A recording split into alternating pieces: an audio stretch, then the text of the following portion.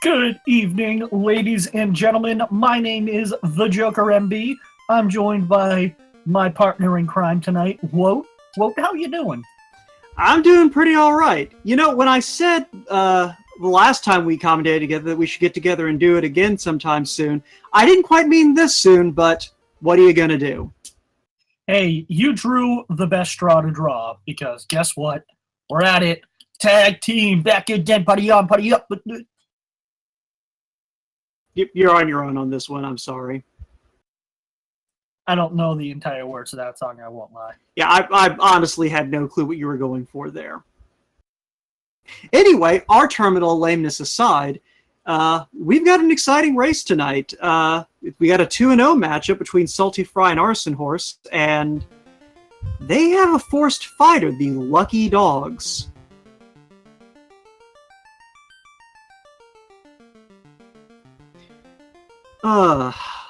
It's looking like saltyphry is doing the Hat Brigade with 3 red mages, and we're getting arsonhorse with the white in black mage.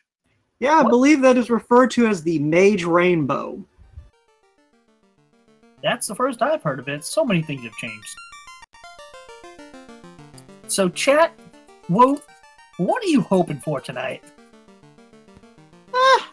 I figure I'm hoping for something simple here where, you know, the pirates in Provoker are actually sky pirates and the bridge is, I don't know, somewhere in the sky castle.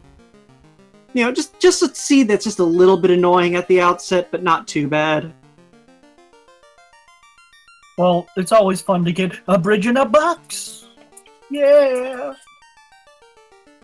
How they fit it in there, I'll never know. Yeah, it's like the canoe. How do they jump into the canoe?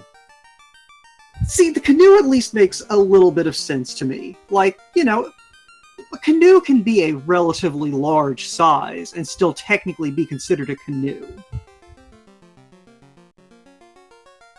Okay, then the other question is, how do they carry around the possibility of 99 houses in 99 cabins? Mules. Same way I transport things when I play D&D. Looks like we're going to have the race beginning shortly. Well, I kind of like Meridian's theory that it's just the construction permit you're finding in the box. Oh, Meridian, can you do that? Can you change a bridge to construction permit? I forgot how to talk. And we're going to find out what's in the white mage. A whole lot of nothing, but we do see both Quake and Ice 3 at level 1 for black magic. Isn't it called Quack? I gotta keep people on their toes, mix it up a little bit. Can't let the meme get stale. Oh, totally understandable. So, nice thing is they have Ice 3, so they're going to be able to take down, get a little bit more experience, and get some extra gold. And this is the fight of 3-0, or no, this is the fight of 2-0, if I'm correct. Yeah, this is a 2-0 matchup. arsonhorse and saltyphry have both performed pretty well in this tournament. arsonhorse last round having a matchup that went down to 5 seconds between him and Broadster, which I was commentating on. So, you know, if this turns out to be another close one, I'm pretty sure that there are elements of this community that will be convinced that there's a curse going on. Well, here's the thing. Broadster is not one to take lightly from the original Final Fantasy Randomizer Tournament, also from the Final Fantasy Randomizer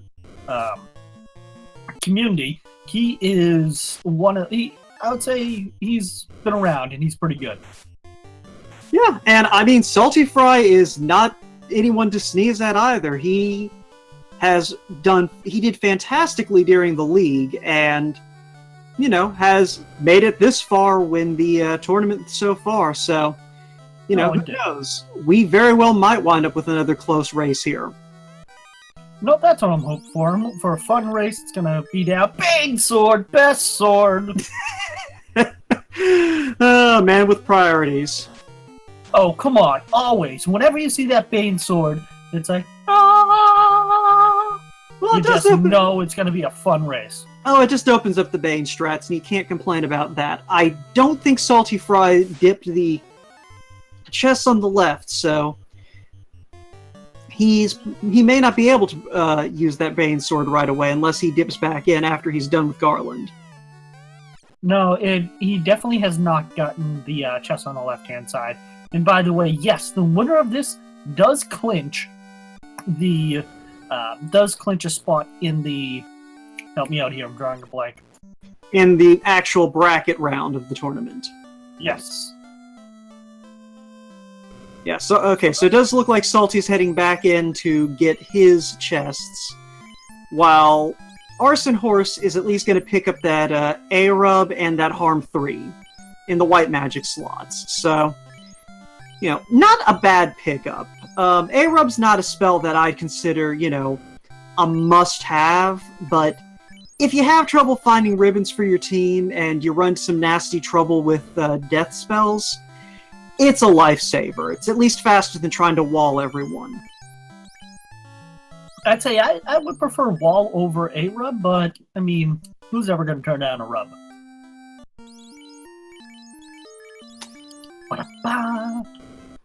Not gonna dignify that one, Joker. Not gonna dignify that one.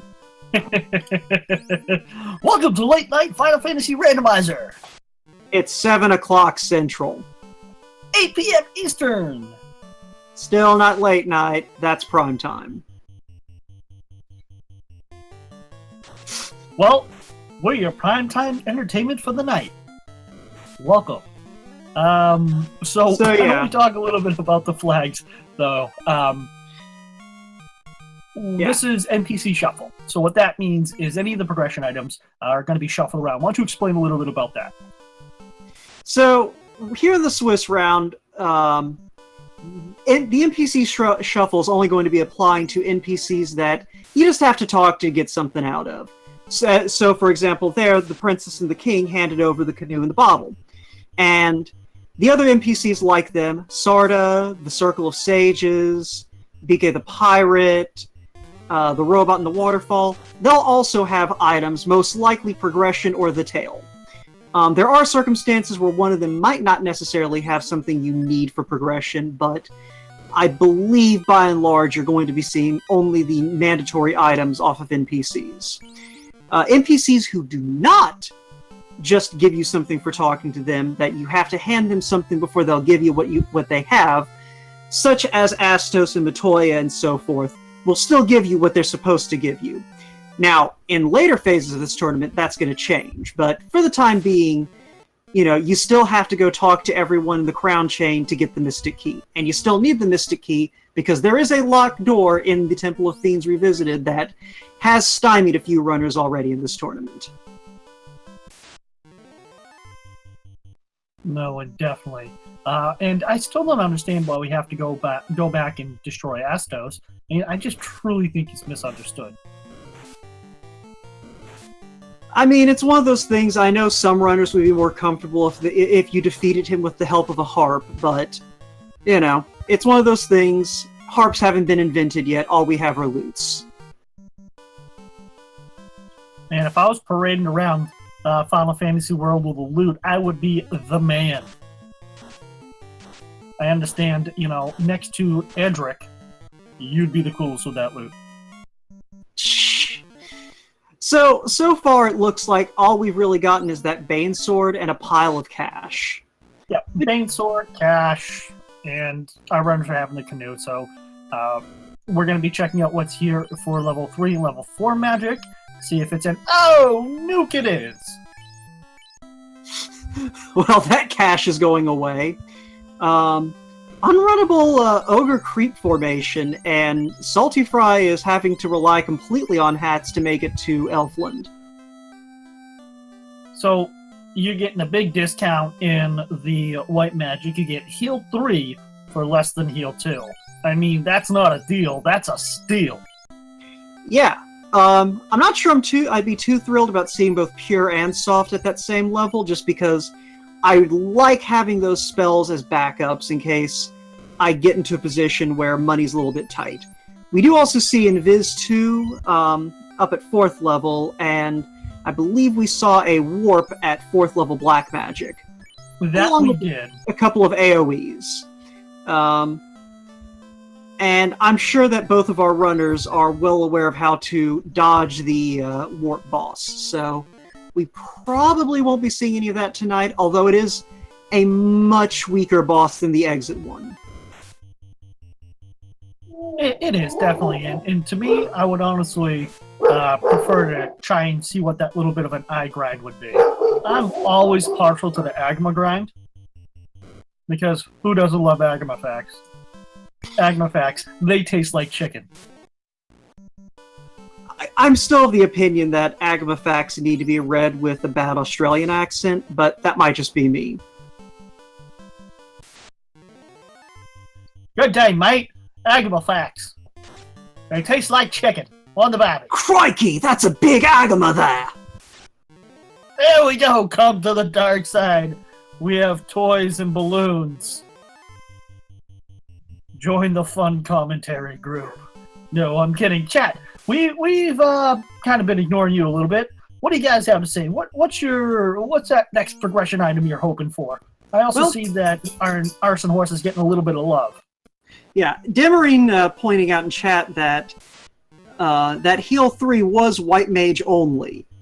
So that is definitely to Arson Horse's advantage, having that White Mage. You know, it's one of those things where Heal 3 is not necessarily a game changer, but it can save your resources in a lot of spots where your party takes a big hit.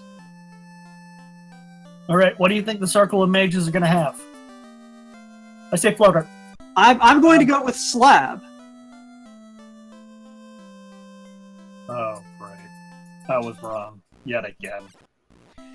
And I cheated.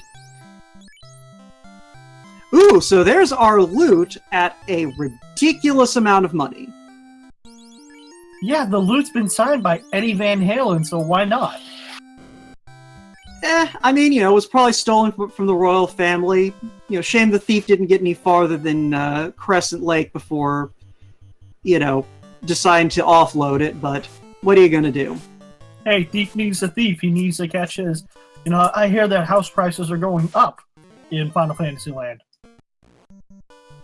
Yeah, but you can still get a nice cabin for fairly cheap. I hear the tents are still, too.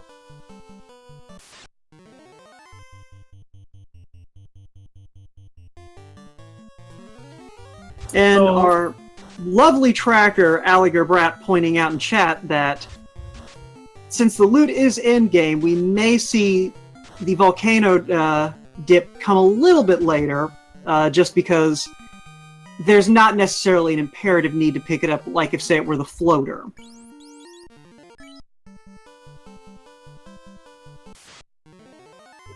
And please do definitely give our runners a follow. They're out here for our entertainment. And definitely give Randomania 1, 2, 3, and 4 a follow as well. So at the moment, it looks like both runners are at least opting to take a few fights in the Crescent Lake area, get those experience levels up for the river trip north to Provoca. One of the other flags that is introduced in this tournament and are used in this round is what's called the Open Progression flags. And what Open Progression does is more or less give you access to Provoca from the Crescent Lake area, as well as adding docks outside Onrak and Mirage Tower. The latter two are going to come up a little less often in these flags, just because you're more likely to have the floater well before you can get into Mirage Tower. In fact, I think it's guaranteed, because you have to have the floater to get the chime to get into Mirage Tower. In later rounds, that might not necessarily be true, depending on where the chime lands. Also, we forgot to note the spells available at 6th level, and I think the only two I saw were Cure 4 on the white magic side, and I believe Saber was over on the black magic side. I did see that as well. It did not look like there was anything to technically write too much home about it. Well, you still like to have that Cure 4 handy, and Saber is... I like to pick up Saber when I can, just because if I wind up in a position where I don't have that power gauntlet, but need to be able to punch through my enemies, it's good to have. Arsonhorse, though, is making an interesting call to head back toward Elfland. What is Arson doing right now? Not quite sure. Is he... He's probably going back to pick up some of the spells he couldn't afford. There were a lot of good choices, and he only had about 2,000 gold heading into Elfland. Definitely. Probably pick up Nuke. Well, he has Nuke on both his Red Mage and his Black Mage. And then probably picking up Warp. There it is. My guess, he sees Warp, he sees Fire too. He's going to be going to the Ice Cave. Yeah, that is not a bad call, and he does correctly pick up the Fire 2 on his Mage before adding Warp.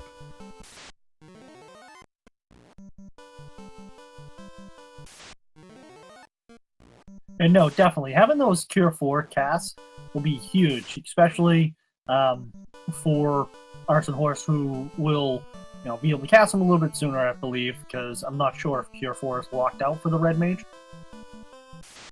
I believe that chat is saying that Red Wizard gets access to the slot that Cure 4 is in, so that will at least mean that it does technically mean saltyphry will have potentially more shots of Cure 4, depending on what level he gets up to. Speaking of Salty, though, he is heading for Provoca, so we'll get to see here in a minute what kind of pirates we're dealing with today.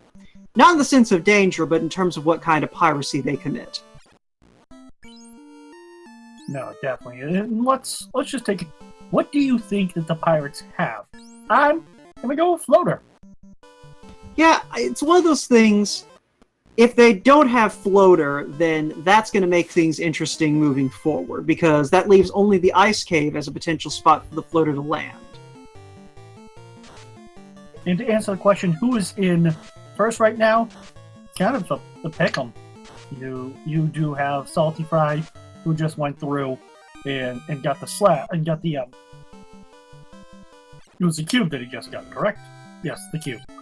So he's going to have one more progression item, but that's not the Floater, so it's not going to give him the advantage. I'd say it's a coin flip until we get the first person who finds the Floater. Pretty much. And let's see here. There's Exit at level 2. And I think Salty is putting that in his first white magic, in his first slot. Oh, no, wait, no, he hasn't picked up any other level 2 magic. Fire 3 as well, and we also see Zap, which we probably don't need at this point between all of the AoE spells we've got at our disposal, but, I like seeing Zap low level just in case I get into a position where I want to just throw some insta-kill out there. But to answer the question, chat, Salty did not re-roll, actually. He started out with a fighter and 3 red mages.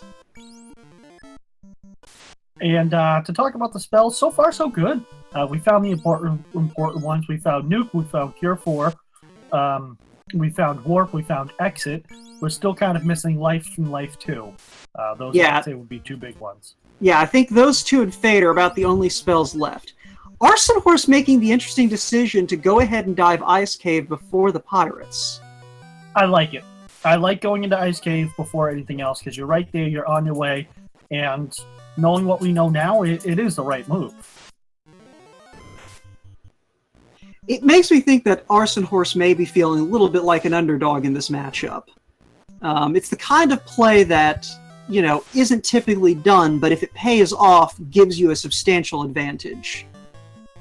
Ouch. And look at that. We have unrunnable wizards.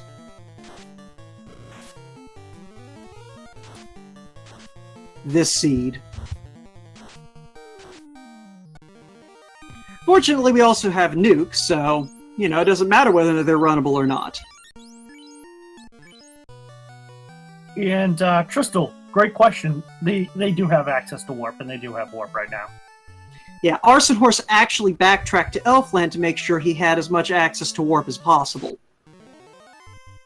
And while I agree, kind of going and diving into the volcano would give you access to a lot more chests, this here gets us either the progression items left are going to be either the floater or the ship.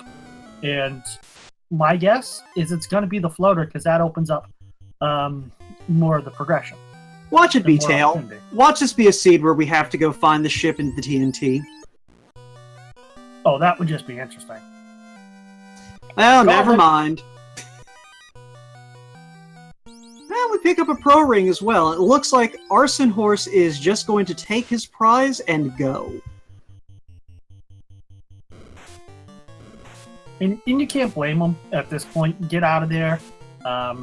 Just get it and be done. Know that if you're not going to find any weapons, you can easily dive through here later in the game.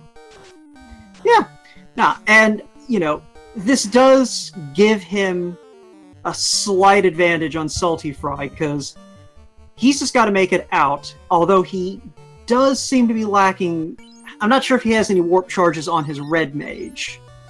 But he's got a decent number of heals, and he's just got to get this floater out. And he doesn't have to waste time rowing up to Provoca. He can just fly there in style.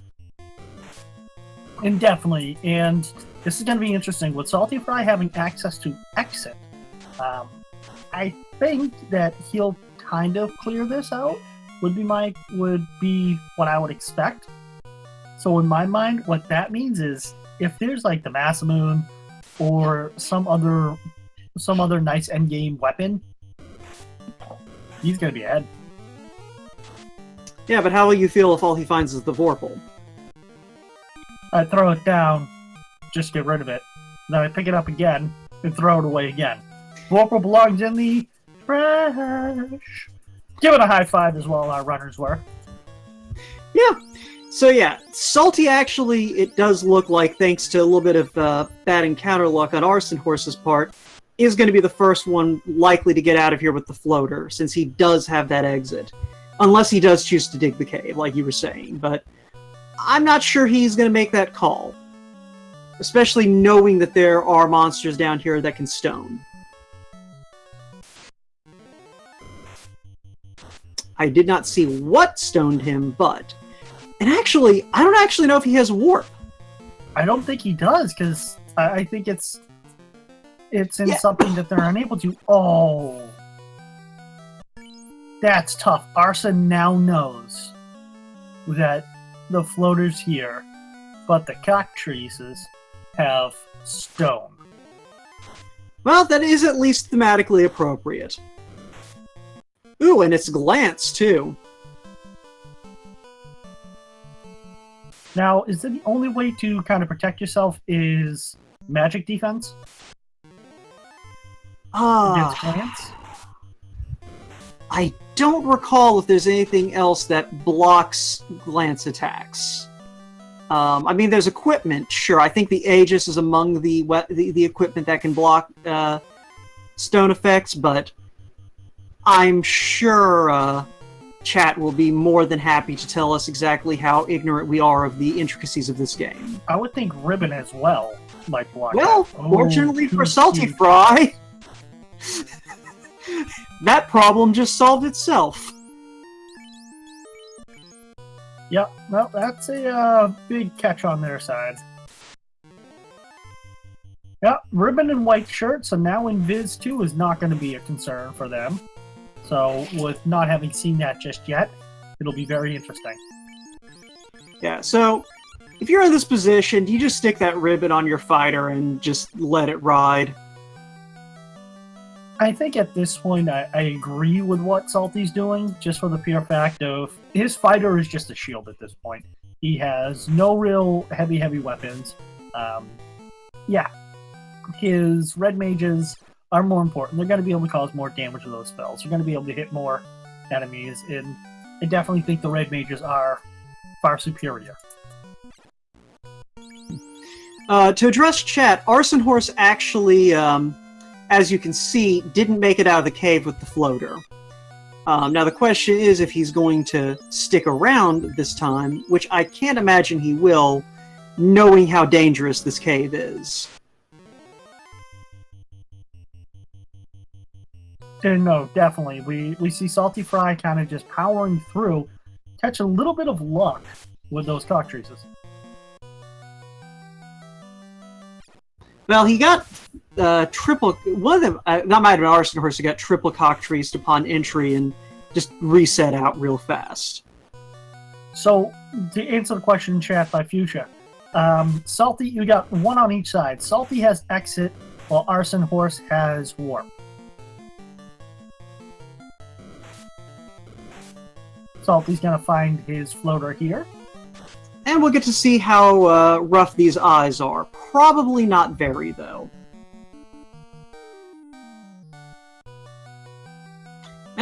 It's at least able to take a couple of ice 3s to the face. Or eye. No, and what? We're on 4 casts of ice 3, so definitely not going to be any grind on him. Well, with exit in hand, he might at least take one more of these fights, just to burn through his magic charges a little bit. And he made a liar out of me.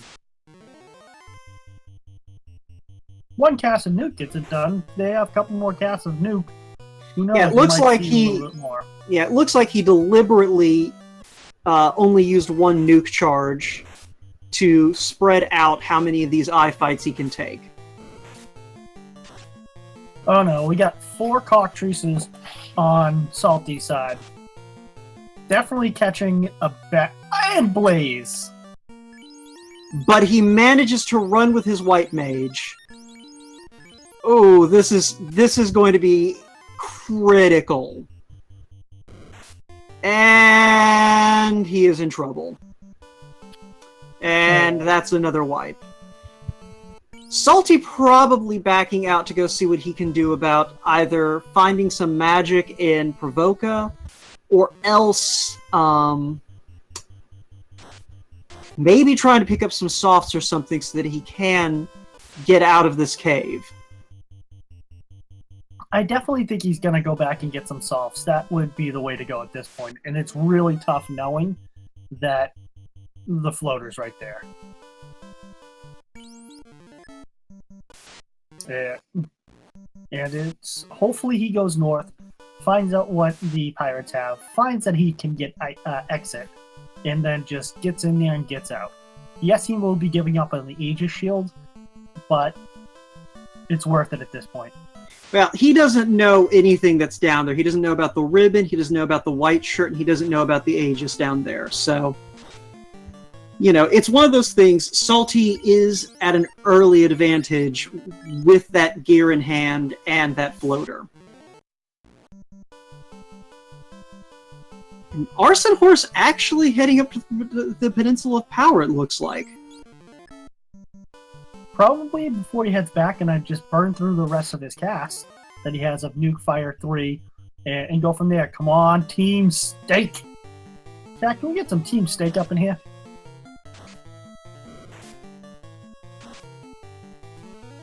And tell me that Salty saved as soon as he got out. No, sweet, he did. Yeah, he is in good condition.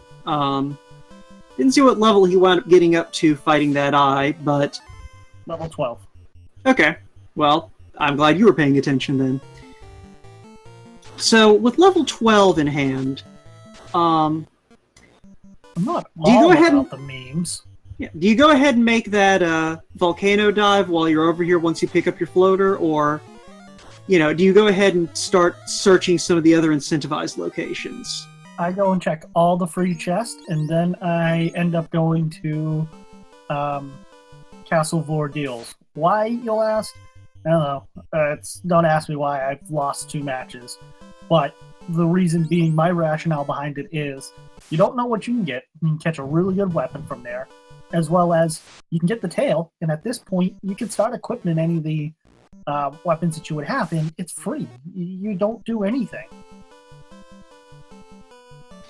And it is right there next to those free chests in the Cardi Islands. Like, yeah, Ordeals is not a bad play by any stretch of the imagination. And Arson Horse is seeing that exit, and he is making sure to put something in that first slot before picking up exit.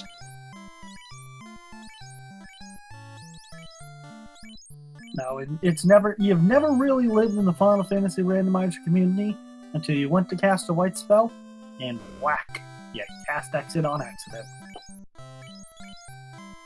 Yeah, Salty's going ahead and getting that Invis too. And he is also picking up Warp in the second slot after picking up Invis 2. But you can't blame him. I mean, I do know Salty has the white shirt, but extra casts of Invis 2 are always welcome and helpful. Yeah, so far it looks like the magic in the seed has definitely broken in Salty's favor in a lot of cases. And yes, definitely it does. It's the four red hats. We're going to call it the Artea party. Is paying off for him. And for those who don't remember Artea, former Alfia homeboy, he loved the red hats.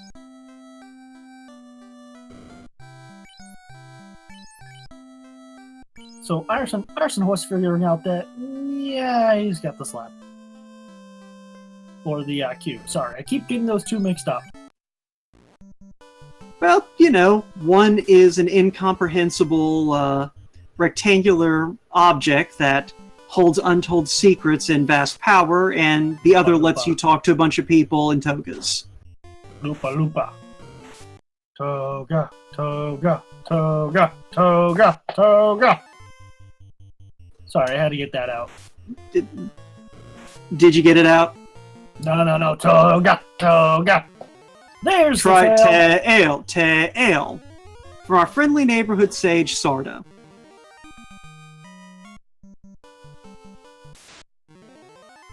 So, and that just says more to, you're definitely going to the Cardi Islands. Definitely going to be doing this. Yeah. They're going to allow him to equip that Aegis shield, too. Well, the other thing is, with that tail, you now know that you have to do ordeals. Just because there's still 2 outstanding required items and 2 incentivized locations for them to be in. So, this does at least tell you what dungeons you can afford to skip, which is none of them, except Marsh Cave, because no one goes to Marsh Cave. No, definitely, yep. And it's the last 2 spots, the last 2 things you need are what? Crown and Rod. And one of them is going to be in Waterfall, and the other is in Ordeals. And there's a black shirt there in the Cardi Islands. A little less useful to Salty than it is to Arson Horse, but that Ice 2 is still nothing to sneeze at. No, definitely. It makes it easier. You can throw it on your fighter right now and just have him start casting Ice 2. Just, why not? The Hangry Canuck. Welcome, my friend. He dives into marsh because why not? I agree. Yeah. Meanwhile, Arson Horse is making his triumphant return to the Ice Cave, a few more levels under his belt, and access to exit, so this is going to be a far less stressful dive. Cabins can be used in the air. Yes, our childhood was full of lies. I mean, who said we can't eat cake for breakfast? Why, it's delicious. And nutritious. You don't believe me, go ask the dishes. I mean, I'm just saying, it is considered acceptable at breakfast to literally take pastries and then pour what is more or less pure sugar over them. I don't see why cake isn't an option. It's really just a baked pastry with a cake-like, frosting-like topping, which is frosting. It's so delicious. Thelfon in chat pointing out that it does feel like the flags in the Swiss round do disincentivize going to Marsh Cave. Get rid of the Warple! Get rid of the Warple! Get rid of the Warple! And the answer is, that's because it pretty much is disincentivized. The Marsh Cave is not generally going to have anything in it unless you're in a seed where you have to have the ship in the TNT. And even then, you know, those can be in the Ice Cave, those can be in the Volcano, 2 dungeons you're probably going to have to go to anyway. There's no reason to go to Marsh unless you're hoping to, you know, find something there that you're confident your opponent is not going to see. And that is a big gamble to take. Regardless... Thank you for the 23 bits. Sorry to interrupt you, I just saw that. Yeah, no, that's fine.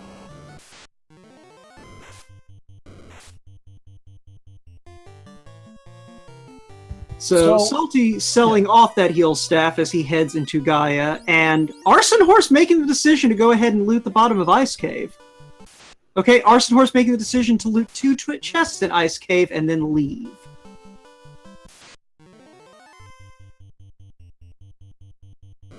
So, yeah, and now we're going to find out that you get the Oxyale from the fairy, and this is telling me he might dig Waterfall next.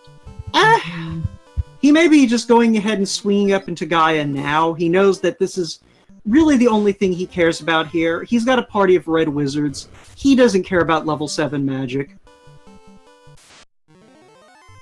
Yeah, that's true, because not being able to use anything, and what is he doing? Gonna go use a cheap hotel. Now I imagine he's picking up Exit, yes, for his fighter. Yeah, that is an excellent idea there.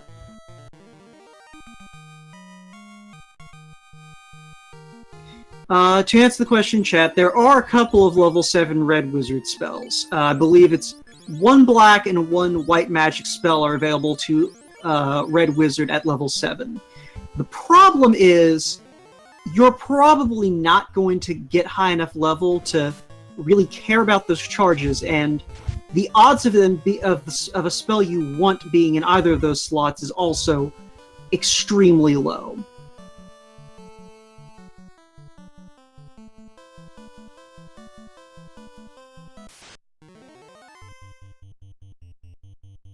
So yeah, it's a situation where if you're running 3 red wizards, you don't care about level 7 magic. If you have to be concerned about level 7 magic, you have bigger problems. Yeah, like, what do you get in levels 1 through 6? I don't know. Well, we do have Fade life level 5. at level 5 and Fade, so... And Harm 4, which is not going to get cast this seed. Sorry, undead killing fans.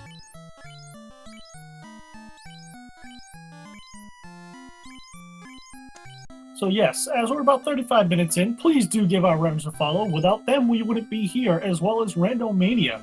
Give the Randomania family a follow as well. And if you like what you're hearing here, give us a follow. You know what, won't you tell them a little bit about your stream as we get them both catching up? I haven't streamed in a while, and it's probably going... But I might start doing it again, because at this point, I am getting really used to sitting at the computer and talking to people in chat. saltyphry, however, getting back to the race, does remember to translate his slab, which is one of those things that sometimes gets forgotten, and it is never a good feeling when you see that lupa. For the runners, if you're watching someone do it, it's hilarious. But he's going to go ahead and head for Volcano, which is a pretty solid move. All he's found so far in the weapons department is that Vorpal and a Bane sword, which, you know, no matter what Joker says, not a bad weapon to find, but you can do better. The Bane sword is the best sword.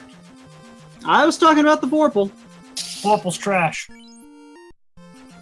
Like I said, no matter what Joker says. Chat, where does Vorpal belong? In the trash! You know that we know that's just you saying in the trash, right? Yes, I know. Okay, I just want to... Vorpal no! Vorpal bad! Alger! Vorpal bad! This community is tearing itself apart. But yeah, so Arsonhorse at this point has his airship, is making the grand tour. I don't think he actually has visited Sarda yet, so he does not have that tail to go ahead and make the class change. But with his party as it stands, it's not as imperative just because his spells are mostly carrying him, and the class change is not going to open up too many new spells. So no, High Spirits, to answer your question, a kid will not hurt themselves reaching into the trash because, well, the Vorpal is trash. Can't do anything. Oh, well, it's gonna get crit rate. Well, you know what? I don't care. Bane can cast instant death. So the armory is looking more like the treasury. And saltyphry has no need for material wealth at this point. Having decided to pursue an aesthetic life, he has just reset out and is going to head probably deeper into Volcano, although he might cut up to some of the more remote chests on the second level. And it's looking like we're getting Arsonhorse going to Ordeals, which I like this play. I don't know about you, I don't know about chat, and again, this is coming from someone who is 0-2, but I'm all for that. Well, it is one of those things. It's a little less of a certainty for him than it was for saltyphry, just because, you know, he doesn't know that where the tail is yet. And no, as soon as he finds the item here, he's probably going to make a beeline for Sarda to find out what he has, and then realize that he probably should have went there first. But hey, no problem. We've all done that ourselves. And yeah. It looks like saltyphry is just making. Are we going to see saltyphry go and check these chests, chat? What do you think? I mean, you got level 1 Ice 3, you got level 3 Nuke, and you got 3 casters who can wield them. There's no reason not to just go ahead and make this dive, take out carry. One thing that I am noticing, this does not seem to be the friendliest section of the encounter table that our runners are in after power cycling. Yeah, it doesn't seem like there's really any good hero runs available right out the gate. Although Arsonhorse has found a pretty good spot here in Ordeals. Yeah, no, definitely. It doesn't seem too friendly. You're 100% correct. Agama facts. Well, let's hold off and see what Agama's got in tow. Agamas really just want to be everyone's friends. They just don't know how to hug.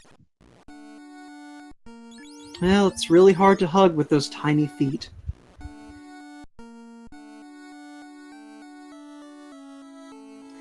Yeah, and it does look like they've got a decent amount of HP to them, so we're probably not going to see too much time spent on Agama, but I imagine saltyphry is at least going to try to pick up maybe another couple of kills along the way. He's probably going to check Red Dragon chest and get a couple more Agamas in.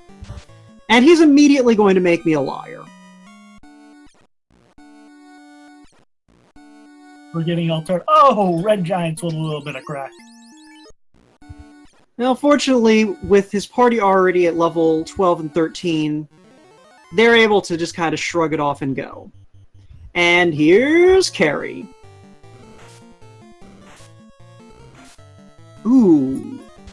But while saltyphry is taking it out, looks like our Mummy Whiz Mummy formation is unrunnable. Well, I guess that's not too bad, because they provide a little bit of, nice experience and don't seem to be too bad. These man cats are not looking to be fun. Yeah, we've seen far worse man cats in this tournament, but it's definitely one of those things, you just want to clear them out because there's been enough trauma associated with man-cats at this point. Hey, there's a Ruby. Question is, does he feed the Titan? No, he doesn't. Come on, you gotta feed the Titan. Help him out. Just because he has that addiction doesn't mean that you can't help him. Well, either way, Salty's got his fire orb lit, and Arson Horse is getting yet more toilet paper. Chat, what do you think? Do we help the Titan? Do we feed the Titan? And saltyphry picking up the chime, allowing him to get into the castle, the floating castle. Arson Horse having to double back and make sure he actually popped that chest open.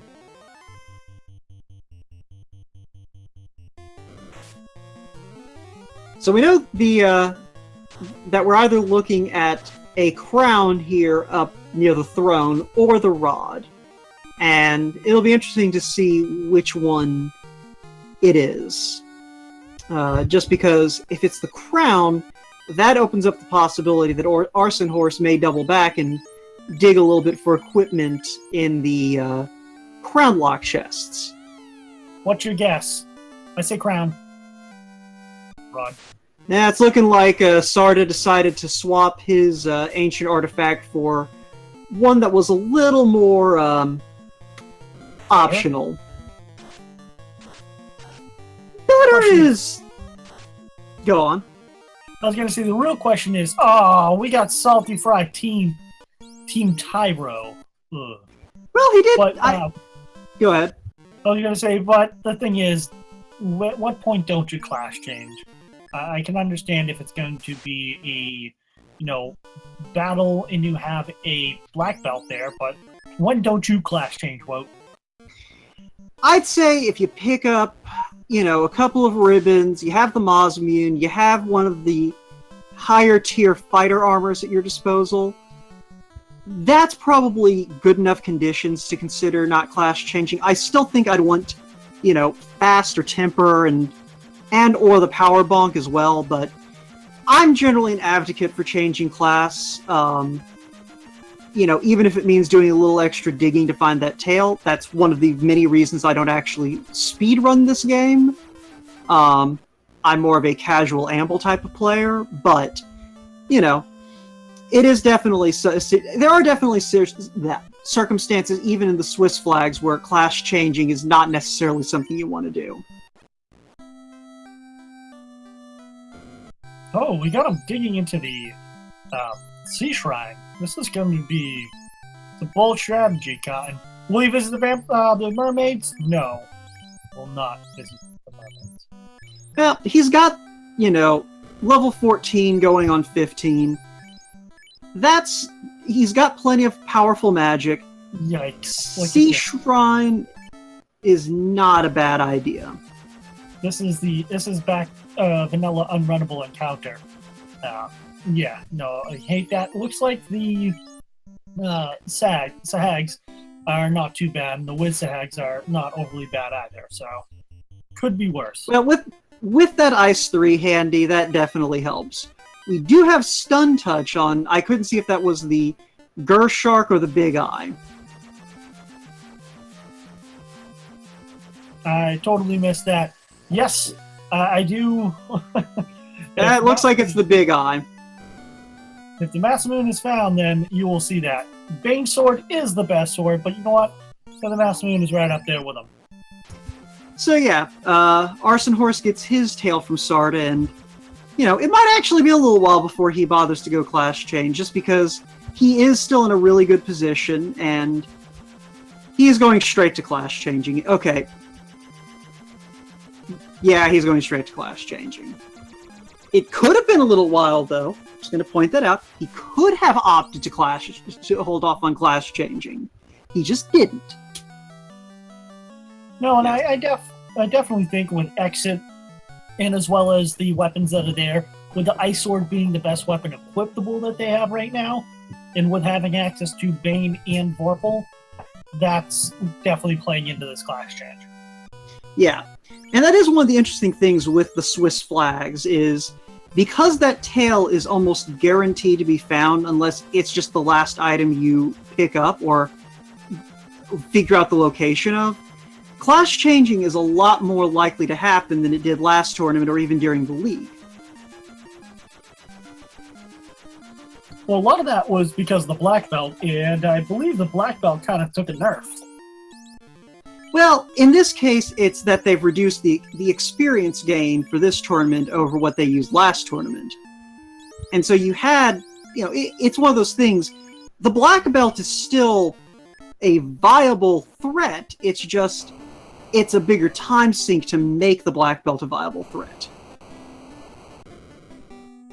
And I definitely will give props to the devs and the team for doing that, because it really became who can get their black belt to 42 the fastest and then just go.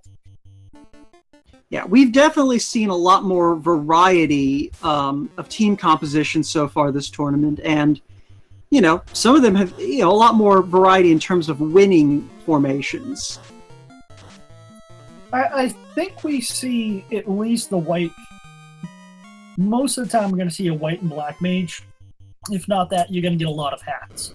So hats and hoods is kind of the name of the game. Yeah, I mean, well, one of the things that contributes to that is one of the other fixes in place this go-round is the devs have done a lot of work in speeding up combat even more than they already had. And that actually makes, AoE spell effects a lot more viable because they cost less time to use.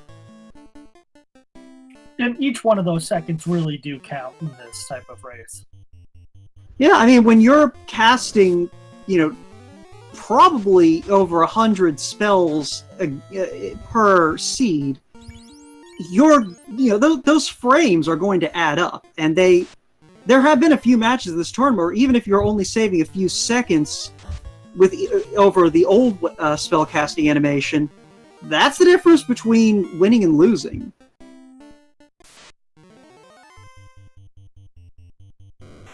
It's looking like we're getting some red mage is the best mage and slightly overpowered is what we're seeing. Chat, what's your feelings on that? Or what do you think? Red mage? Oh, the red mage is the best class. I don't care if the seed is completely uncooperative, the red mage is still the best class. Okay. Duly noted. I am very firmly on Team Hat, and I make no bones about it. It's fine. Just you know that you're on the wrong sword team. Let's see what Kraken has in store.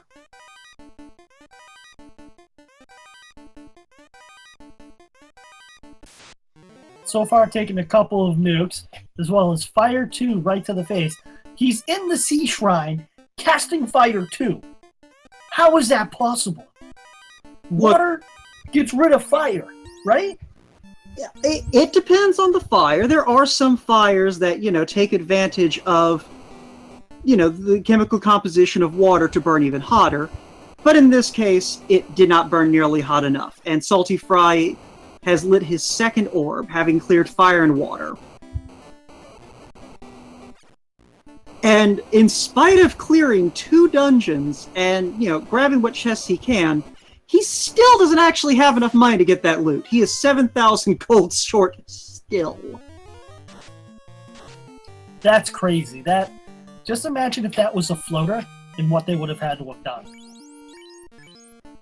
That would have been a marsh cave dive. There was not enough in Volcano or Ice Cave. And odds are, since I don't think we've even seen the ship or the TNT, like, that would have been a trip to Marsh Cave. And that's just awful. Well, you could have seen a grind on Agama's or on the Eye if that were to happen.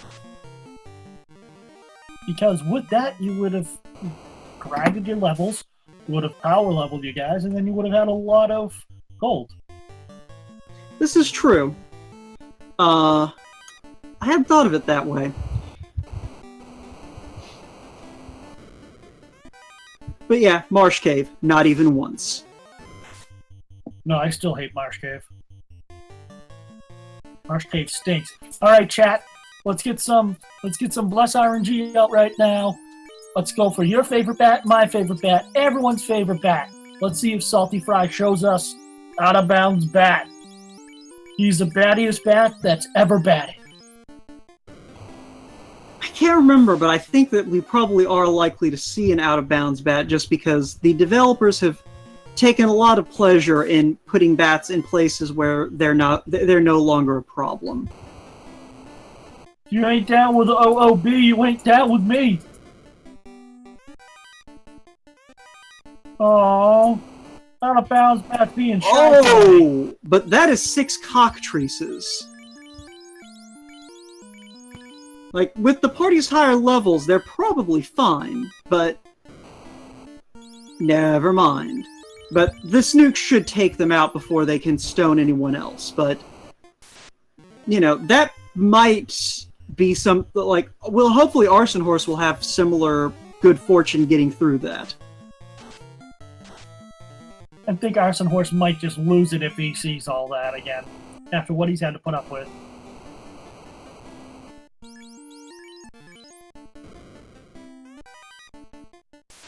Okay, now do you complete the crown quest? Or do you just say forget it and not?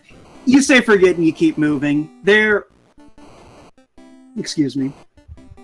The best chest outlay the saltyphry is going to see at this point is already in the Mirage Tower in Sky Castle. If he wants to dig, that's going to probably be a better place to dig. He can get levels that way. He can go ahead and, you know, search a lot of chests in a short period of time. I can't imagine he's going to take the Crown Quest until right before Temple of Fiends. But there's an opal shield in the Red Dragon chest. You know, it's not the best shield, but considering Arsonhorse doesn't have that Aegis shield from Ice Cave, he may go ahead and stick it on his fighter just to have that little extra absorb. No, definitely. Well, you know what? We're going to say saltyphry's in poor man's go mode. Because he doesn't have enough gold to be in go mode. Yeah, he's definitely a little bit equipment poor. The only thing he's really got in his favor at this point is having that white shirt, having that ribbon, having an Aegis shield to help with his elemental defenses, and having a Vorpal. It is not really that helpful. You know, now that I'm thinking about it, we didn't see either Fast or Temper, did we? No, I don't believe we've seen either one of them just yet. Yeah, okay, that is not good, because that probably means, I think that means that they're level 7 or level 8.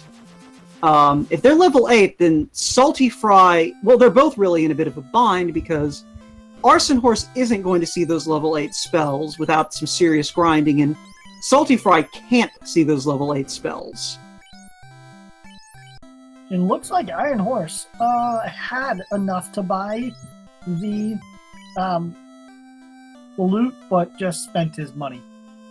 Well, again, it's one of those things, you don't need the loot until the end of the game, and I think he also forgot how much the loot was. Or he realized how much the loot was, but opted to pass on it. And saltyphry, for once, actually doing what I expected, and is going to start digging through Mirage Tower.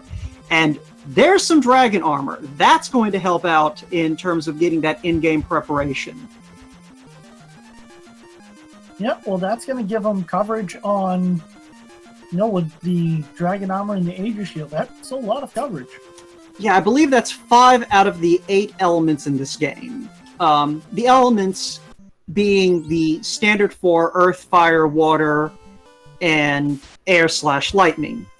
And then the other 4 elements basically being status effect elements. So death, time, the catch-all status, and I'm sure, poison stone. So the dragon armor, I believe, absorbs fire, water/ice, and lightning. And then the Aegis picks up stone and petrification, or stone and poison, I believe. It might pick up something else too, but the point being, the dragon armor plus the Aegis shield puts your knight in a pretty good position in terms of elemental absorption. to answer the question in chat, what does the bridge do? Bridge really does nothing at this point. They have no need for it. Yeah, some of our community members who also participate in the Dragon Warrior Randomizer like to call a bridge like that a spark over bridge. When it's just a bridge to nowhere. Question chat, do you have to fight Garland the randomizers? Using the flags that we are playing, you still have to fight Garland because Garland blocks your access to the Temple of Fiends Revisited. Him and the princess. So even if you do not need the princess's item to progress, you still have to clear Garland out to get to the orb that takes you to the final dungeon. Zardia, thank you for the 10-bit donation to Randomania. Everyone wave hi to our overlord of the Final Fantasy I randomizer community, Zar. Just be happy he does not roll your seed. So Arsonhorse is about to come up on that mummy cocktrace situation. So let's see what kind of grouping he gets. And it's going to be no cockatrices. And he is just going to ditch the toilet paper party and go. So, and by the way, big shout out to Nora. Without you, we wouldn't be able to have this and going through. So, huge thank you for doing the restream and everything you do for the randomizer community with kind of taking over as the admin in Randomania. So, definitely give him a follow and, throw up a subscribe to him. Make it well worth it because that guy does a lot. Ooh, and here we see over on saltyphry's screen a group of unrunnable flying lizards who are able to stun, but not able to handle some microwaving.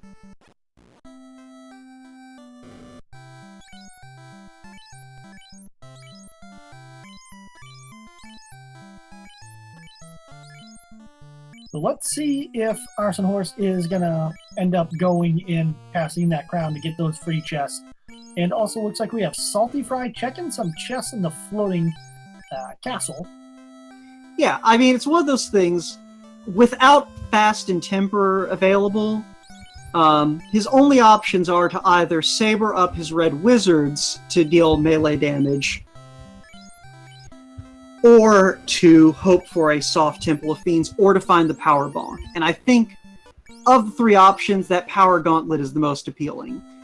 He does find a second ribbon, at least. No, definitely. It looks like Arsonhorse did just pick up life, too. Ah, but And speak the of the bonk devil, glove. and it shall appear. Oh, is he doing it? Is he doing it? He's gonna do it! Chat! Arsonhorse is gonna do it! Arsonhorse is going to go check out Joker's favorite He's going to see my ladies. favorite people! Oh god, oh god, oh god, oh god, oh god! I'm just gonna let this happen because I don't think I can stop it. Woo! Yeah! Arsonhorse! Go see them! Go see them! For those of you who are unaware, Joker has what can be referred to either as a powerful love or unhealthy obsession for the mermaids found in the Sea Shrine. I will leave it up to the philosophers to decide the difference between the two, if there really is one. A little bit from column A, a lot of it from column B. My girls, the ladies, the best, going to see those mermaids. I love them. Still can't get them to talk to me and give me a date or a phone number, but hey, I'll take it. So what are you going to do when they have the Massamoon down here? I don't know. I don't think that the world is ready for... Ah, there it is! Oh my god! Oh, that...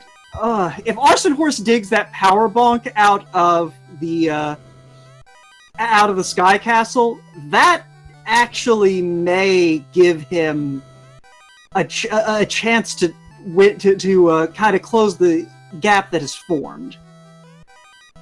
I fully expect he's going to make the Sky Castle play after this just to, dig those chests out, because I think Arson Horse does belong to the school that says you do Sky Castle, you get that experience, you dig out that large pile of chests, you go from there.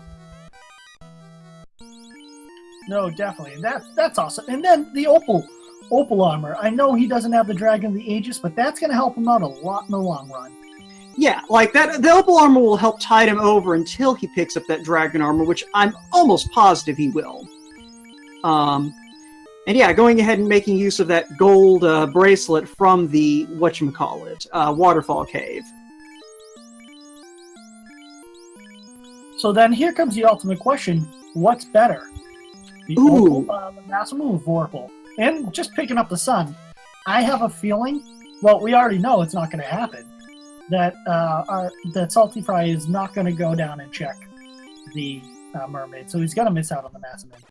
Yeah, and Arson Horse is probably at least going to check those chests. So he's going to have the Vorpal option if Masamune's not going to be able to get the job done because of levels and the lack of fast. He's going to have the ability to slap the Vorpal or Sun on his Red Mage. If he gets the Power Bonk, he's going to be able to just bonk up that fighter with Masamune and just go from there. Saltyphry, on the other hand, does at least have the ability to kind of spread his sword love around a little bit. Odds are good with that Vorpal and that Sun Sword. He's probably not going to dig for the Adamant. And yeah, go ahead and get those Bless RNGs in chat.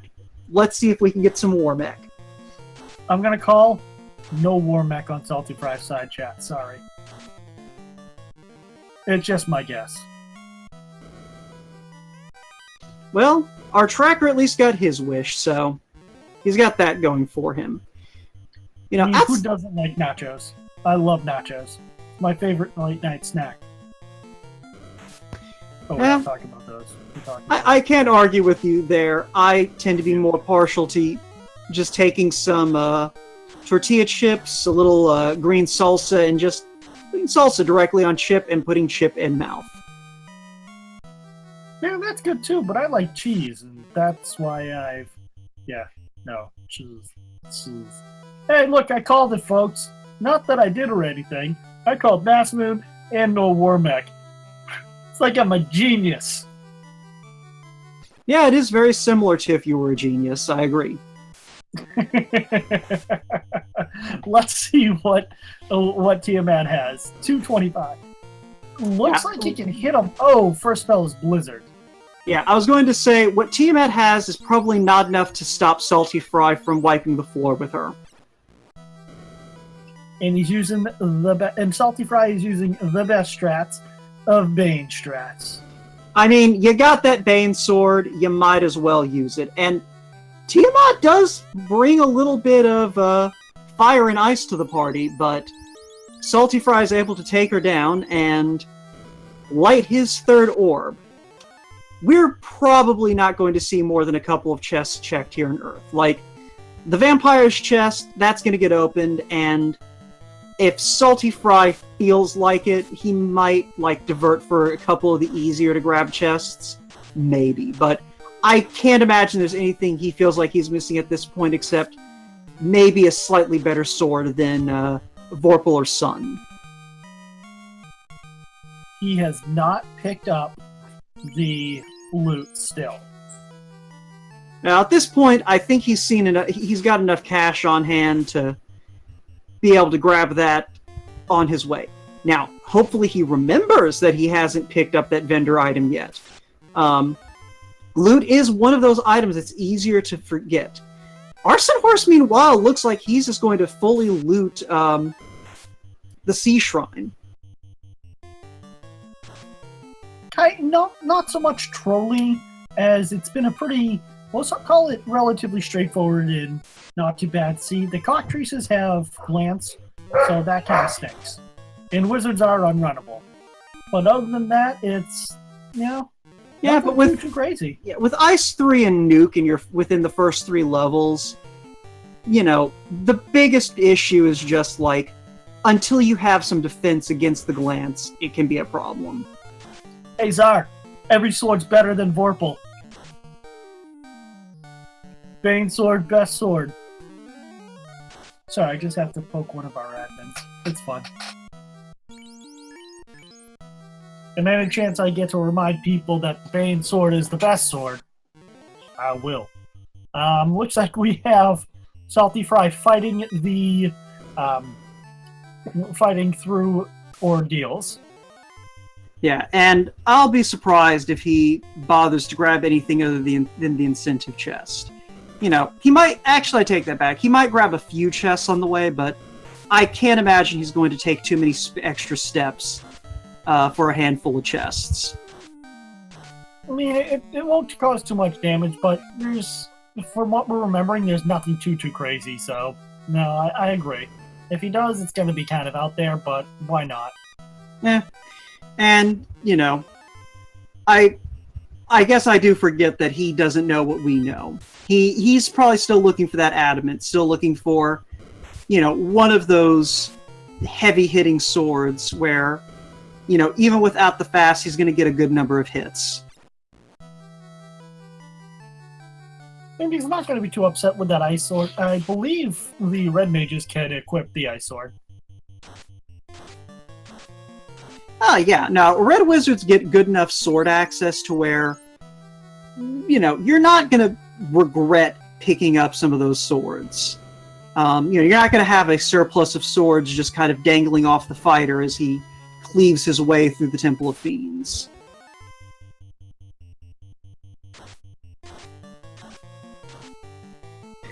Yeah, something better than the trash sword. Ice sword, better than Vorpal. I don't want to hear about your crit rates. And let's see how Arsonhorse deals against the Kraken. Arsonhorse has Massamoon and Cast of Nuke, so I imagine it's not going to go too bad. Yeah, no, I don't remember this Kraken having anything too bad, and Arsonhorse is loaded for bear. Although, as soon as I say that, his mage party is not in the best shape, but another swing of that Massamoon finishes the job. So both runners, I think, are around the same level. saltyphry has one extra Orblit, and is almost certain to be the first runner into Temple of Fiends. But Sorry. Go ahead. Arsonhorse is at level 18, and next time that Salty pauses, I'll let you know. Yeah, I was going to say, I think Salty should be around 18 or 19. Yeah, it looks like 19, so... 19, yeah. Yeah, so both runners are, have been basically gaining experience at about the same rate, just through different means. And look at this, Arsonhorse doesn't still, without a ribbon, we know that there's going to be one in the floating castle, right? Because that's where a second one is. Yeah, and I mean, hopefully he's going to dig out that Mirage Tower to pick it up. It was in Sky Castle. It was in the same room as the Power Bonk. So, the real question, I guess, on Arsonhorse's side is, does he keep digging once he finds that ribbon and that Power Bonk? Because at that point, he's got Massamoon, he's probably going to have picked up the Dragon Armor, he's going to have picked up, a ribbon to stick on somebody. He's going to have what you really need in order to punch through the Temple of Fiends. Oh no, definitely. Oh, and saltyphry finding those cockatrices. This is where having the dragon, the Aegis, and the two ribbons are going to come in handy. Yeah, and, his M defense should be pretty good by this point. One change that doesn't get a lot of love that the devs put in is the status screen no longer displays intelligence, because intelligence does absolutely nothing in this game. And instead, looking at your character's status will show their M defense, which was a formerly invisible stat, but is now very easy to keep track of. Yeah, no, definitely. That's why I always laugh when they do the lost intelligence, because the party already doesn't have any intelligence. Pretty much. All right. As for Papa Floyd's would say, chat, get your rods ready to break that 3 1/4 floppy.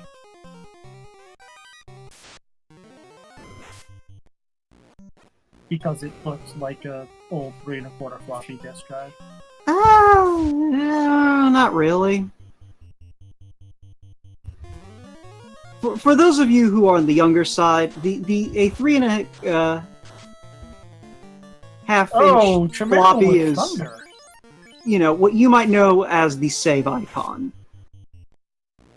Back in my day, that's how we played games and saved things. Oh, the joy of needing like 10 of those things just to play a game. Oh, remember when you could load Windows with like 38 of those? You literally got a pack of them and it said, here's your Windows recovery disk. Or you were making them and it was, here, insert disk 38. It was a good reason to hold on to shoeboxes. And then all of them were replaced by one CD. And now they're replaced by the cloud, and Lich goes down like a sack of wet cement, as is tradition. So saltyphry just has the Crown Quest left, as I remember how to talk. And do you think he's gonna check those free chests? I doubt it. Well, okay, we'll see. I can imagine he might at least check the Elfland chest just on the off chance that the Adamant or the Mosmune wound up there.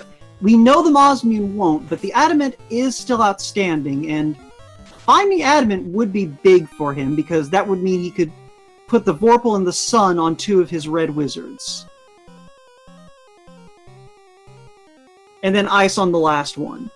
It's not great melee, but it would at least, give him a few extra swings that could result in some decent crits, possibly.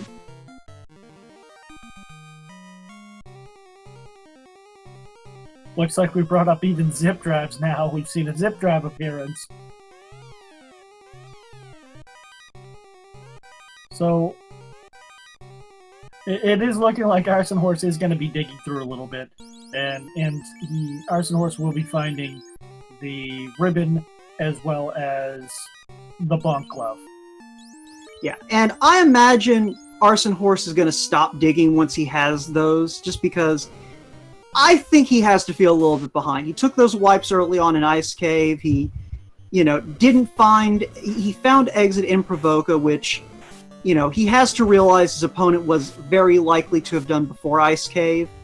So he's got to be thinking that he's at a disadvantage at the moment. So as soon as he sees that power bonk, knowing he's got the Mosmune, knowing his opponent very likely didn't go to Mermaids, he's got to see that just gunning it for the rest of the game is his best shot at catching up. And to answer the question, chat, who's winning right now? I'd say saltyphry. Saltyphry's got a 2-orb lead, as well as, getting ready to go to Temple Fiends Revisited. A little bit of better defensive armor, we'll say, but definitely Arsonhorse has the advantage on the offensive side for weapons. Yeah, and Arsonhorse is also going to probably have a few more charges of some of the higher level spells that will come in handy. Yeah, can I have access to life too? Arsonhorse did end up buying life too, which will be very helpful for if something were to happen with the Revisited Fiends. Yeah. Let's see. Salty, I think, is level 20 as he makes his first attempt on Temple of Fiends Revisited, and immediately catches a couple of those encounters. Like we were saying earlier, this does not seem to be the friendliest encounter table I've seen in this tournament. No, it definitely looks like it's going to be a little evil. I don't know if the Waters or the Lobsters had anything too crazy in the Sea Shrine. Yeah, the bright side for Salty, though, is I don't recall seeing a lot of revisited formations. as unrunnable. So, he is at least not going to lose time to mandatory battles in places that you don't want to see mandatory battles. So far, relatively easy jaunt through Temple of Fiends Revisited. Yeah, the one advantage that the unrunnable shuffle gives is it does make it a little bit easier to kind of dodge fights in Temple of Fiends Revisited. Oh, remember, Chimeras have something not too nice. Thunder, it was. Yeah, and with the equipment spread where it was, saltyphry is going to take some damage from attacks like that. So arsonhorse more or less one room away from picking up his ribbon and his power bonk, and then we'll see what kind of play he decides to make.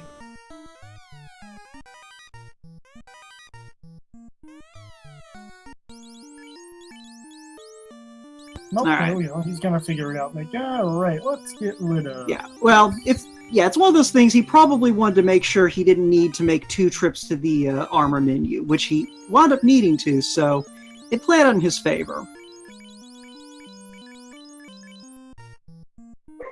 Looks like he's putting the power bonk on the fighter, which is good. I would just switch the spots. I know it's kind of a moot point, but that way when he goes into item, it's only casting.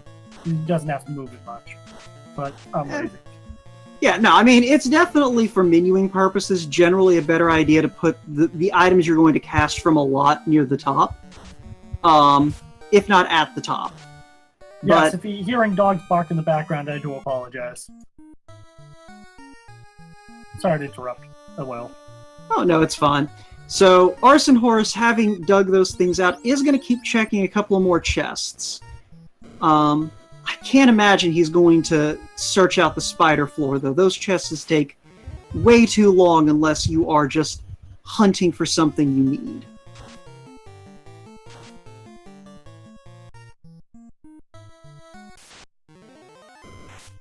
And arsonhorse does look like he's just going to head straight down once he gets out of this unrunnable. Well, okay. That's right, it was Naga and water that was unrunnable. Get my dungeons mixed up. But Salty, meanwhile, is up to Carry 2. And Carry 2 is kind of an interesting theme, just because she can cause you a lot of pain, or she can just topple over like she's made of paper. And it doesn't ever feel like there's much middle ground. Oh, Opal Bracelet find on arsonhorse's side. I believe that was a miss on saltyphry. I believe you're correct. He only checked the 4 chests right above the teleporter, and arsonhorse is going to go ahead and dig out this floor. Which I really don't blame him. I mean, he is catching up a little bit. Not really catching up, but he is getting better defensive armor. But it'd be very interesting what happens from here on out. Yeah, I imagine at this point he's hoping he's going to hit a white shirt or a defense. We know the white shirt's off the table. That was back in, I want to say, Ice Cave? Yeah, but the defense is still out there, and if he finds that, and, Kraken 2 and Tiamat 2 or Chaos turns out to be incredibly rude, which we have seen happen before. That could also come into play, but I don't believe we're going to see a defense today. Arsonhorse is going to check this last set of chests and then be on his way. Unless it's in a key-locked chest, then no, we're probably not going to see it. Because I highly doubt that he's going to be running through Earth Cave. Yeah, I wouldn't be running through Earth Cave. Yeah, I'm positive these are the last chests he is going to open, but he is going to pick up that Sun Sword, which, may come in handy on his Red Mage. He does have the Vorpal, and that's probably also likely to come into play, but I don't know. It's one of those things. Yeah. Looking like saltyphry is moving the fighter to the back, which I'll totally agree with as a better way of doing it. And can we get some less RNG for Warmac up in here? And let's see what the true boss has in store. And I'm going to guess that arsonhorse also avoids Warmac Well, I mean, you know what a mild Kraken 2 means? It means Tiamat 2 is going to be the worst. What do you mean? That it's going to be a max defense, max magic defense Tiamat 2? Considering the fast placement in this seat, I'm going to say max evade Tiamat 2. I would not be surprised if that was the case. Especially since the Vorpal is not on Salty's fighter. Not sure which sword he wound up strapping on. Probably the Sun Sword. We'll find out in 1 minute when he swings it. Looks like it is the Sun Sword, yes. And this is looking like it's going to be very interesting on saltyphry's side. Remember, he had, what, 2 or 3 bonks on the bonk glove? And only doing 4 hits for 250 damage, and it's not looking like magic is doing much. 422 with that critical hit, so yeah, if anything rolled a decent evade, that could be a problem.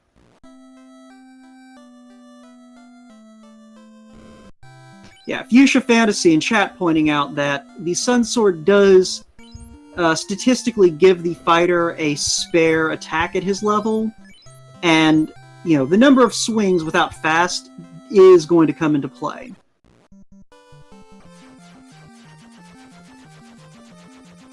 But he is swapping to Vorpal to go after Tiamat 2, so probably not liking the number of hits he's getting and preferring to try and make each one count.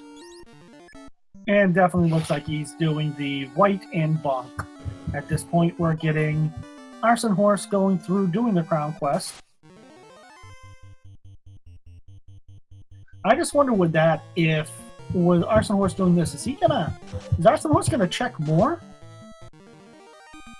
I mean, it's one of those things. He doesn't need to, but he may not feel like, even with everything he's got enough defense for his party. Offensively, he is in fantastic shape, but, again, he missed out on a few defensive items, not digging out Ice Cave. Was that 2 hits against Tiamat 2 for the Knight there? For 2 damage? No, that was on Ice. That was on one of the Red Wizards. Alright. But it was I think it was 2 hits, but not for much. Yeah, I just saw red swinging blue out of the corner of my eye. 3 hits for 250 as a critical.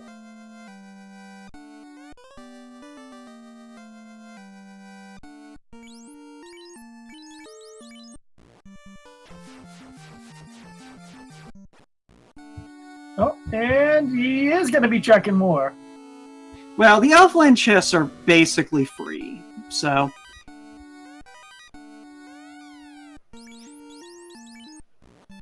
And he finds a bunch of equipment that would be nice if you were running a completely different party. saltyphry manages to bring Tiamat 2 down, and that just is going to leave the big man himself, Chaos.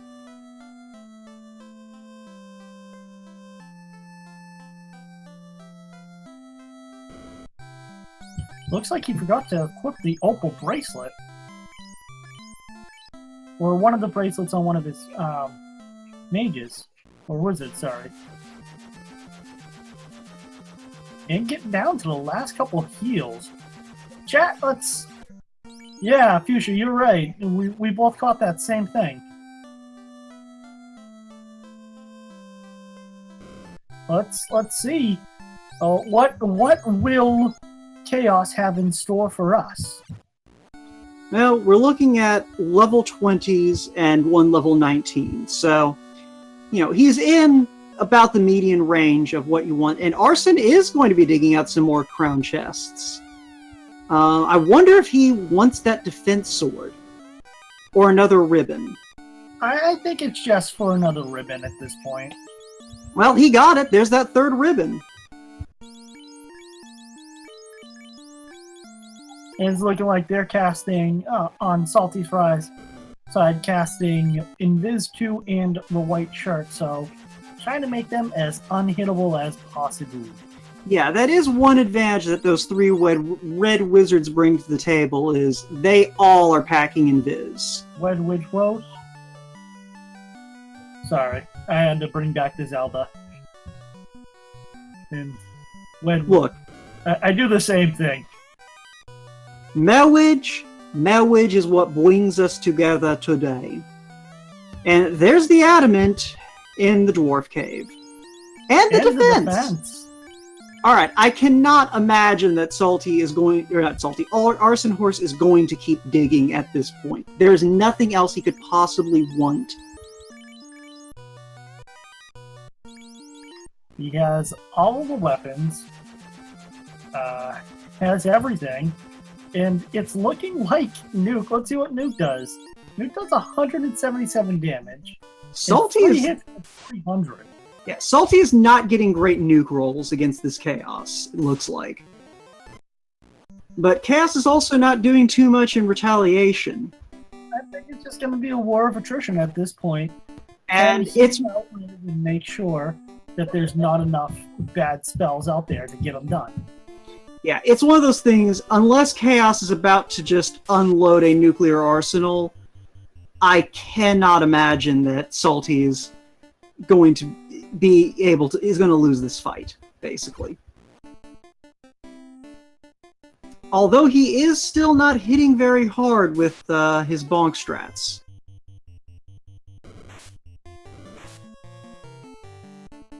And there we go! Salty taking out Chaos with an SRL time of 1 hour, 28 minutes, and 43 seconds. Let's get some GGs up in this chat. Yeah. And I'll go ahead and peek to see how long, when Salty is ready, if he's willing to hop in here for an interview.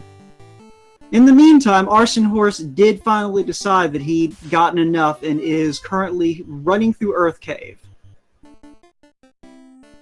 No, and definitely, so Arson Horse is doing a great job here as well. It's not to downplay him.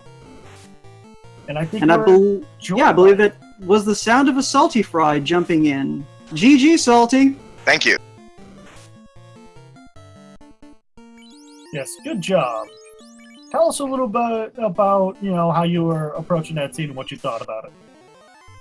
Well, overall, I just kind of approached it like I approach most seeds, really. Like, that tends to be kind of what I do. I do a small grind over around Crescent Lake to get a few levels up. In this situation, I guess I kind of had to head into Ice Cave, which usually tends to be one of the first places I head anyway.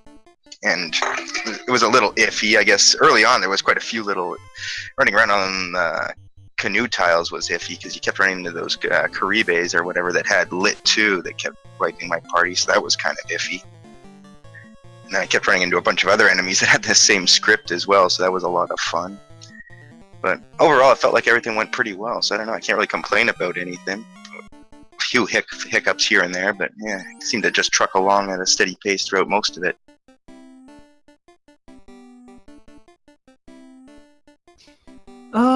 Let's see, I'm just trying to think of... So, you went with Fighter and 3 Red Mages for your party on this one. We actually had a couple of people asking in chat if that was the result of a re-roll or not. What kind of drove your thinking on that one? I tend to like the Red Mages on this one. Like, they have access to just about all the same spells that the Black Mage does. Their main disadvantage compared to the Black Mage, I'd say, would be their ability to run. But since I'm planning on killing a lot of stuff anyway, I'm not too worried about that one. So I generally just like the Red Mages, and I just kind of roll with them if I don't have any other Force classes. I like their versatility, and if I get a good spell selection early on, it works pretty well, I find. Yeah, I mean, it definitely benefited you today, being able to just lather on the Invis 2s in a couple of rounds. Yeah, like usually as long as I find like a couple of good nukes in the first 2 or 3 levels, I'm usually fine of some type. Like, you got lots of different options too, right? Whether it's Ice 3, Lit 3, Fire 3, Nuke, or Fate, like any of those are decent options when you got 3 Red Mages to just blast away to kill random enemies throughout the whole run pretty much. Yeah, so your opponent just now lit his fourth orb. He opted to do a little more digging than you did. He actually wound up finding both the Mosmune and the Adamant, just going through, some of the extra chests. Mosmune, I believe, was at Mermaids, and Adamant was with the Dwarves. Well, I don't think he cashed in, because obviously he already has the Mosmune. How are you feeling about kind of your sword selection going into Temple of Fiends? The combination of the Sun Sword and the Vorpal was decent. I would have preferred, obviously, something better, but I guess it was good enough to go and give it a try at least and see how it worked out. If it was I had the Power Glove as well, so as long as you have that, you can kind of turn just about anything into a decent weapon if you really have to. And none of the bosses were able to kill me before I was able to get Invis 2 stacks up, which helped a lot too. So I was able to just kind of take it slowly on most of them, or at least after Lich and Carry. I usually just bomb them down because they usually have low enough HP that you can do that. So saltyphry, I have to ask a question. Did you give any thought of going to see my girls, the mermaids? No, I tend almost never to go up and see them in these Why? seats. They're always lonely. The ladies are always lonely. Just so far out of the way, and I don't know. I tend not to spend too much time in Sea Shrine. I tend to spend most of my time in Sky Castle because the XP is so much better in there. So if I'm going to take fights, I'd prefer to be there as opposed to other places. Oh no, totally just ribbing with you. I understand. Just having a little bit of fun. I kind of wish I didn't turn in that crown earlier because I might have ended up getting that Excalibur then if that was the case, but I kept putting that off after I got that. I figured I'd just do that right at the end instead. And I found everything I kind of needed in Skycast. I found the Power Glove and I already had the Vorpal. I guess I found the Sun Sword up there as well. Yeah, it's definitely one of those things, and I think a lot of runners are favoring that strategy with these seeds is, the Sky Castle chests and the Mirage Tower ones tend to kind of be the play I see a lot of runners going for, just because it lets you get that experience you need for Temple of Fiends Revisited, and it's a concentration of chests that you really can't match anywhere else in the game. That's it, and I just tend to head for the clusters of chests for the most part. I avoid pretty much all the little one-offs, like that second floor of Sky. I don't bother checking anything because there's pretty much 1 or 2 chests in every one of those little arms that there is there. So I just head to where there's 4 or 5 chests in each room and get all those, and you end up getting some 25 or 30 chests that way out of it all. It seems pretty efficient. Even more efficient if you had Warp like I did. At the same time, regarding mermaids, if you have a decent run off the start and you have exit, it's pretty quick to get down there and check all those chests as well. So it's something to always keep in the back of your head. Yeah, speaking of the run, I'm not great at keeping track of the encounter table, but it seemed like this seed did not really have a reset-friendly encounter table for the most part. No, I didn't really pay much. Well, very early on, it didn't feel that way. I just gave up quickly and just pretty much stopped hard resetting and just kind of soft reset as I was going and tried to save as often as possible. Because, it didn't seem like there was much for runs at all anywhere in the early part of the encounter table.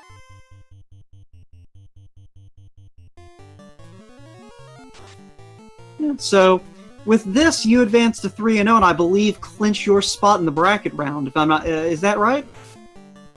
I think I clinched a spot in the tiebreaker at least. I think you got to get to 4 wins to guarantee the brackets. All right, well. Right. I think it is the tiebreaker. All right. But either way, it still feels good one way or another. I wasn't really.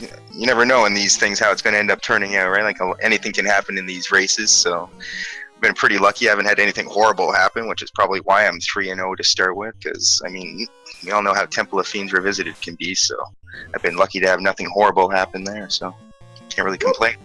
You also played the seed clean for what you were given.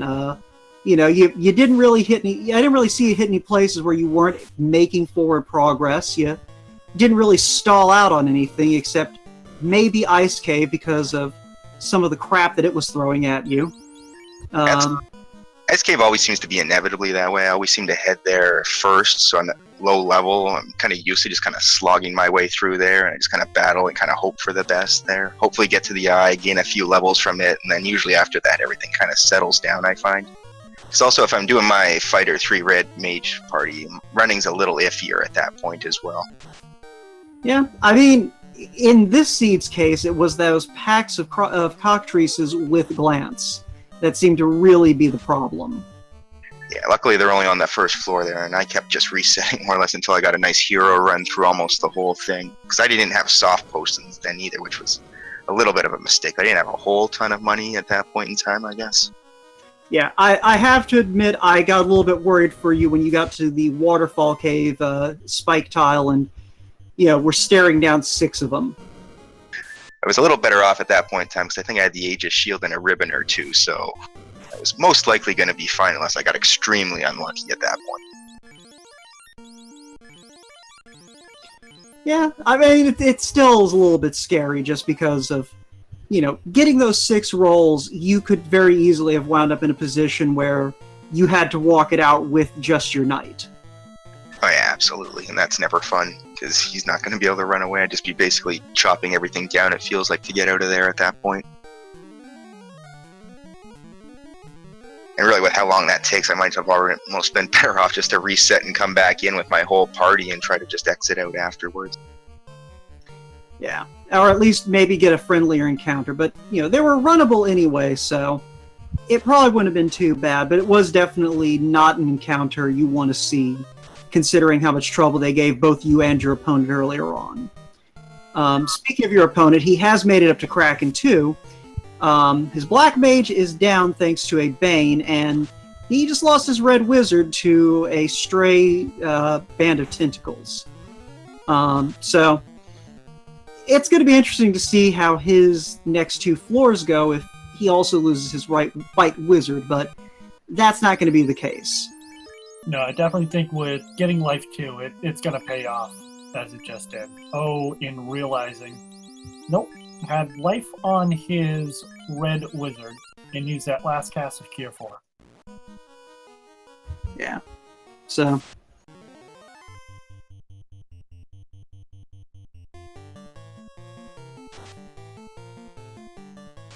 And I believe Czar may be joining us here in a few minutes, if not immediately, to give us a little heads up on some stuff. But, okay, he is saying in chat that an announcement is incoming, so, whenever he wants to... The announcement is going to be Vorpal's the worst sword. That seems unlikely, but yeah, whenever he wants to pop in, he is welcome to. Otherwise, we'll kind of keep chatting with Salty a little bit, kind of keep... Oh, I just realized that arsonhorse's White Wizard is down for the count. Did he have any more life charges left on his red? Yes, he has a couple life charges left on his red. Had 3 going into this, and will be using, 1 left now. Nope, got a couple of Cure 4s left, so... Yeah. All right, so yes, we have an announcement for everyone. We are going to be having a double feature recap race of races that did not get restreamed today. That's going to happen on Randomania, and it's going to begin at 8 p.m. Pacific, 11 p.m. Eastern. So stay tuned for that, as you don't want to miss any of the action that's going to be coming up. So that's about, an hour, 15 minutes from now? Correct. All right, so you heard it here, folks. Check back in an hour and 15 minutes. Do we know which race it's going to be, Czar? Yes, the double feature will be Triton GL versus Black Knight and Meowth versus the Hangry Canuck. Okay, both of them are going to be fun races from what I've been seeing. And we can get a couple little rows in there. So, I have work to do organizing a crew. I hope we'll see you all then. Thanks, Take care, Czar. Thanks for popping in. Vorpal's the worst sword. A little late on that one, Joker. Yeah, I know. I got him right as he was leaving out. But oh well. So, Salty, what is the worst sword? I'm gonna go with the Vorpal. Thanks, Well, Salty. I appreciate you agreeing. Well, on the note of the Vorpal, I just have to throw out there that it's carried me to victory in 2 of my 3 victories so far. Yeah, the Vorpal is one of those funny swords where no matter how much, Split Punched and Fuchsia Fantasy insists that it is just an ordinary sword that just happens to have a high crit rate, I personally believe the Dice Gods do favor the Vorpal sword simply because it amuses them. So I'm just going to put this out there. I've never won with the Vorpal sword. I've just been more unlucky enough, I guess, that I didn't find anything better is really what it came down to. I never found the Excalibur or Mazimune in either my first race or this one. Yeah. Chaos seems to at least be opening his skill chest a little bit more for Arsonhorse than he did on you. Yeah, all I saw was fast. Yeah, he's breaking out some of the level 3 elemental spells and, just generally being more of a pain in the butt. I'm liking the Bane strats against him. Just throw one against the wall and see what sticks. I mean, what else is his white wizard going to do? And there is Rub taking out his black wizard, but, this is all the night show at this point. It's a war of attrition. Make sure that he sticks around long enough to keep on hitting them. Yeah, he's bonked probably, 6 or 7 times at this point. He should be able to cut this chaos down pretty handily. Oh, with 570 damage done. Arsonhorse finishes with an SRL time of 1 hour, 42 minutes, and 48 seconds. Let's get the GGs up here for him. Oh yeah, he ran a very good race.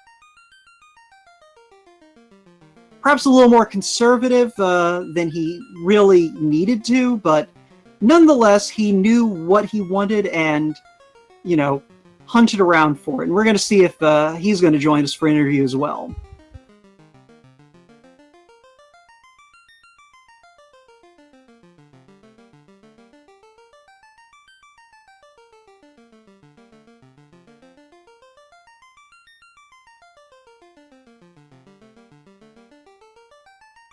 And I see that Arsonhorse's cheering section is still hanging around. All right, he's in the waiting room, so let me pull him in real quick. So yes, I was going to say, Final Fantasy Randomizer Tournament continues tomorrow at 7 p.m. on Randomania. Arsonhorse, welcome aboard. GG, Arsonhorse. Yeah, GG Salty, you played your butt off. That was a rough one for me. Thanks, GG. Yeah, that ice cave. Everyone was kind of feeling for you on that one, because you almost made it out twice before those cockatrices just proved to be your undoing. Yeah, it was tough with. I bet they had the first strike script because it happened every time, I think. So. And I do believe that script is shuffled in the Swiss flag, so that is... Yeah. It's tough to get over early. Yeah, and so one thing I was kind of speculating on when you went for Ice Cave before Provoca, was that a move anticipating that your opponent was going to go to Provoca first? Or did you just feel like you were prepared for Ice Cave? And if there was the floater there, that would make the Provoca trip a little bit easier. Yeah, I felt like since I had the nuke and I ground out the warp, I had a decent chance of getting out of Ice Cave alive. But that obviously didn't work out very well. So I felt like if floater was there, it'd be pretty good to get early, but it did not work for me. And obviously the exit was very useful. Yeah, that's pretty much what I ended up doing. I went and got exit from there. So after I fought the eye a few times, I just exited out. I basically got a hero run after a few tries on the first floor when I was just trying to get through it. So I only had to deal with the cockatrices just a little bit, reset a few times, and once I got through that first floor, it wasn't too bad. Yeah, definitely. If I would have had the exit, it would have helped a lot. Or if, cockatrices didn't have glare and first strike. But a lot of variables, obviously. So, if it does make you feel better, though, when you go back and rewatch this VOD, you are at least going to find out just how happy you made Joker during the Sea Shrine. Oh. You visited his girls, and no one visits his Massimo. girls. So. Yeah, I was not liking the lack of fast and temper early, so it was like pretty quick stuff. And no ribbon. Did either of you actually see faster temporary work? Because I think they both might have wound up on 8th level. I think they were both 7th and 8th. I never checked 7 or 8, so they were somewhere up there. I Yeah, just assume I'm not going to get high enough level to use those spells, so I don't even bother checking them. Yeah. Yeah, I know most runners don't, but it's one of those things. It's a fast check if you're passing through Guy or on rack, so I figured it wouldn't hurt to ask in case one of y'all made that move while I wasn't looking. But so I gotta ask Arson Horse. Once you found the power bonk and the ribbon on Sky 1, what is it that you were looking for at that point? Mostly defense or white shirt at that point, I guess. But Invis 2 was on 4, and it was like the only good spell. So I probably should have packed up and remembered that it was there and took a chance. Yeah. The white shirt, I know Salty actually dug out of the bottom of ice. Gotcha. But, we figured that you probably were hunting for the defense at that point, since you had Mosmune in hand, and yeah, and you had hoping for a second ribbon up there too, or maybe Aegis Shield. Yeah, there was a second ribbon and an Aegis Shield also in the bottom of ice. Wow. Yeah, That's it was. unfortunate. Yeah, it was one of those things where just like, Salty dug out ice and found all of that, and you made the play, which was completely understandable, to just check a few chests and then go ahead and exit on out and get on the move. So I had no faith I could get around those cockatrice groups on the first floor again. So I just wanted to take the floater and get out. Sorry, I'll be ducking out. Have a good night, Salty, Arson. Awesome job, Bloat. It's been fun again. All right, you take care, Joker. Those cockatrices did stink. Yeah, I'll wrap things up here. Rough. But yeah, so I guess we can go ahead and kind of close things out here. Give our restreamer a chance to kind of take a break from keeping a track of things, and go ahead and start getting geared up for that race that's coming up in about an hour. Well, the replay of 2 races coming up in about an hour. So, saltyphry, any final thoughts about this seed, about the tournament in general so far? It's been lots of fun. Thanks a lot for the restream. Thanks for tracking. Thanks for commentating and all that fun stuff. Arson Horse, best of luck going forward. And GG. Thanks everyone. And yeah, Salty GG to you as well. Yeah. Anything to add to that, Arson Horse? I don't know. Boo Ice Cave, I guess. At least you didn't have to go to Marsh. You can always tell yourself that. You basically never do, though, so it's like Christmas, basically, when you have to go to Marsh. So yeah, I think that's going to do it here for us.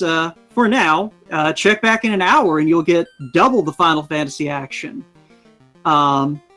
So, again, on behalf of my co-commentator, Joker MB, I've been Woat. Thanks to our tracker, Ali Gerbrap, for an excellent job keeping track of everything. Our restreamer, Norestra, for, just being a generally cool dude and, supporting our tournament here with Randomania. Shoutouts to the Randomania family of channels. If you're not following Randomania, Randomania 2, Randomania 3, and Randomania 4, then you are missing out, and you need to fix that.